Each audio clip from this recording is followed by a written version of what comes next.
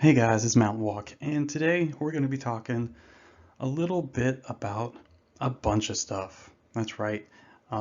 Today, of course, we got the Pauper format bands, and of course the Pauper format panel, and all the things that that entails. We got upcoming bands for different formats on Tuesday.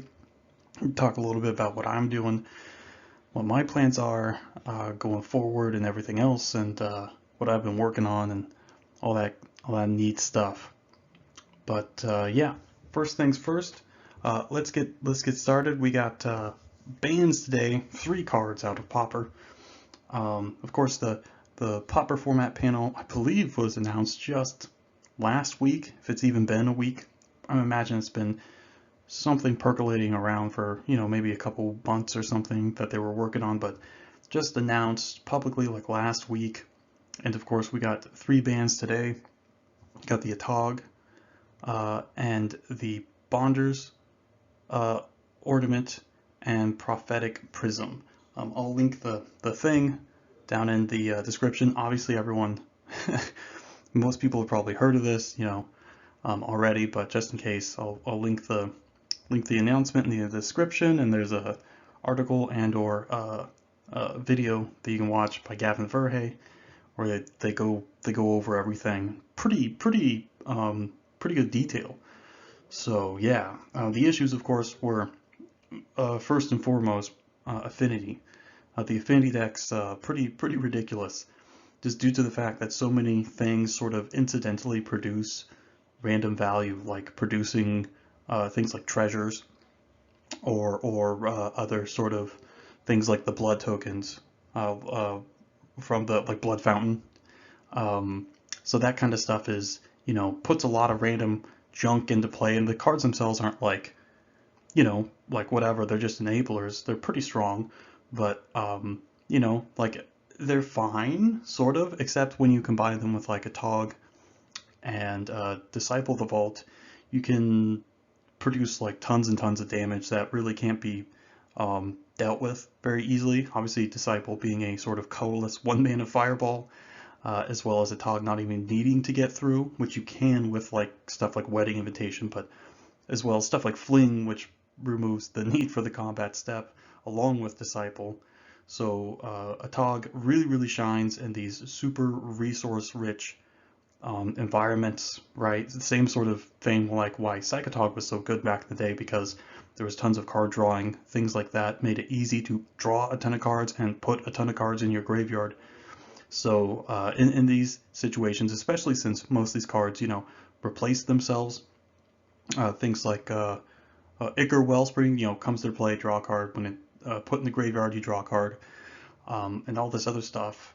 It's just ridiculous, right? This deck was able to draw a ton of cards, especially with something like Deadly Dispute, where you're able to even replace the artifact with a treasure token, right? So you're not even losing anything on board, and you're drawing 2 cards, and that combined with Thoughtcast, like just watching some of these games, it was like, I mean, the deck just drew way too many cards, and due to the affinity mechanic and all the other cheap spells, they could play out their entire hand if they even. I mean, sometimes they might not even be able to do that because they can just draw so many cards. It's so difficult for this deck to run out of gas.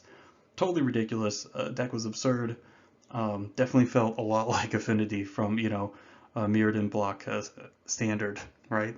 Around that era, so 2004 Affinity. That was pretty ridiculous. So a Tog was banned, that's fine. And then, of course, they're like, well, we're going to take care of some of these other issues in the format that have been problematic for a while, which is mostly the Tron decks being able to play whatever color of mana they want, as well as all the ramping from Tron itself. So they decided to hit basically the 2 cards that facilitate the multicolor ridiculousness, the Ornament and Prism and stuff. So yeah, those were hit, and I just bought my Pauper Tron deck just like last week, and I'm out a whole $1.50 or something, right? I think the whole deck was like 30 something bucks, but I don't know what we'll be replacing those with. I mean, I still really like Teachings, maybe some like Dimir Signets, um, or something else. Maybe some other mana fixing artifact, maybe something like Manolith. I have no idea. I haven't really looked at it too much yet, but figure out something. Maybe just focus on a couple colors. Maybe not worry about Ephemerate or something and stick more with like Ghostly Flicker, and then just splash for like maybe the black and red cards. Something like Fiery Cannonade, right? As well as the flashback on Teachings. But yeah, so they hit those cards. There's some other decks that kind of played Prism a little bit, and we'll see if those work out. But yeah, this is overall very good changes. Definitely fixes some of the sort of long running issues.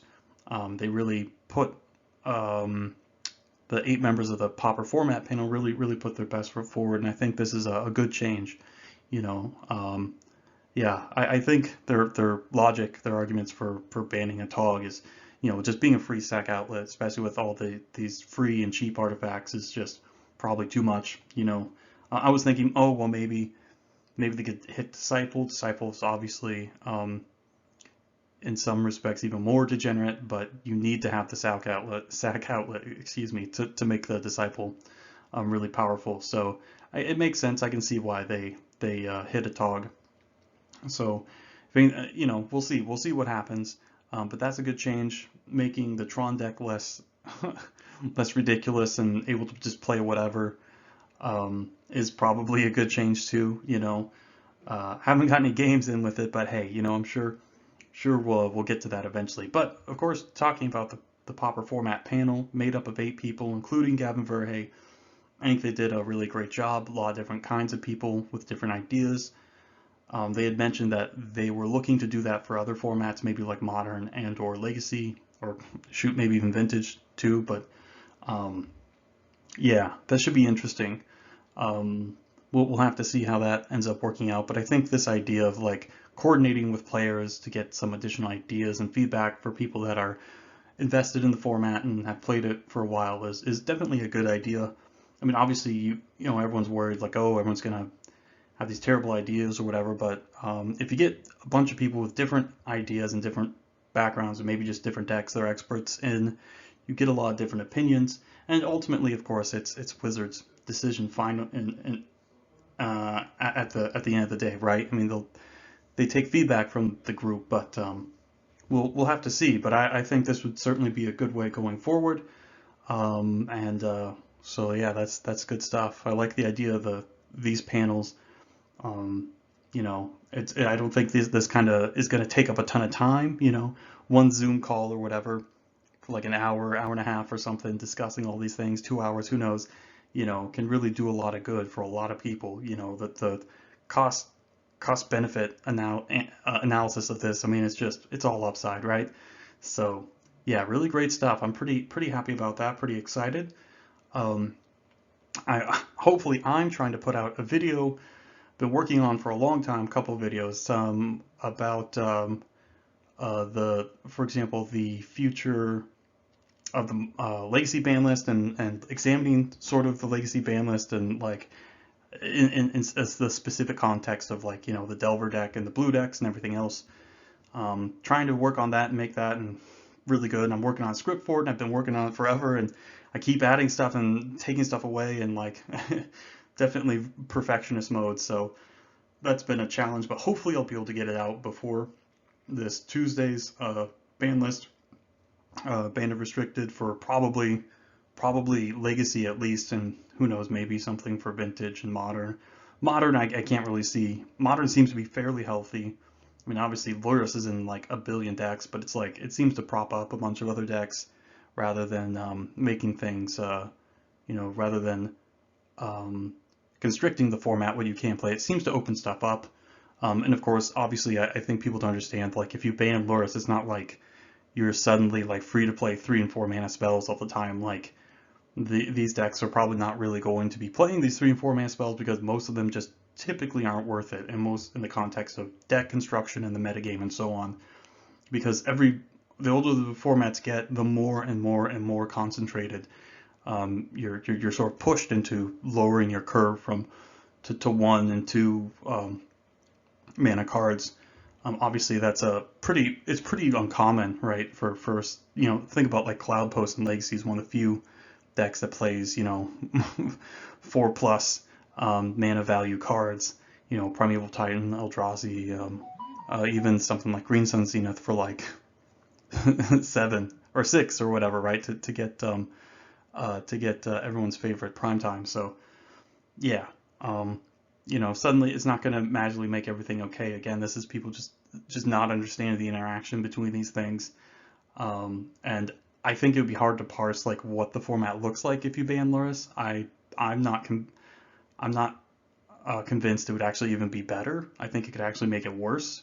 And the format's actually really good right now and pretty diverse. Tons of different decks. Still like different decks showing up in the challenges every week. So yeah, we'll have to see what's going on there. But Modern looks fine. Obviously, again, I'll try and put the video out for my thoughts on the Legacy ban list. I think there's a lot of we're gonna need some change, right? And I think anyone's pretty happy with any sort of change, but I think there's better or worse changes you could make to fix things, and of course that's what I want to be focusing on. But yeah, so that's cool. Maybe Vintage, I don't know. Vintage seems pretty diverse, all things considered, at least for Vintage. Um, and yeah, who knows? Maybe something's done for Standard. I have no idea. Like, I mean, they shot themselves in the foot with Standard. I think all the alchemy stuff and everything else. They really just need to stop printing cards with too much text on them that do too many things. Like these things are just, if it was like every single card or a bunch of different cards, but it's like some cards are just better than others and do more, and they're not testing appropriately or they're just I don't know. I don't know what the deal is, but they really need to dial back on the power level, make it a lot flatter, so you can have just different decks compete and actually be reasonable choices. So yeah, that's not a great time there, but yeah. So working on that legacy deck, legacy ban list format thing. Working on that video. Working on another one about also sort of including legacy, but with the future of modern, with like these new straight to modern sets, which not just Modern Horizons anymore. There's more. So talking about that, talking about a little bit of the impact of Modern Horizons, cards that were cards that I thought. I'll go over my speculations from like 2 years ago and for the Modern Horizons 1 and 2 of cards I thought I was going to be in and weren't in, and I was mostly right, except on a couple spots. But like I said, I think that was pretty easy. If you've been playing as long as I have, anyone could have like made those predictions because I think it was pretty obvious what's going on. But yeah, good stuff there. Working on a video about Ravnica, the Ravnica is nuts kind of thing. So be going over all the Ravnica stuff, which is really cool. Working on that. So a bunch of long form stuff, long form videos.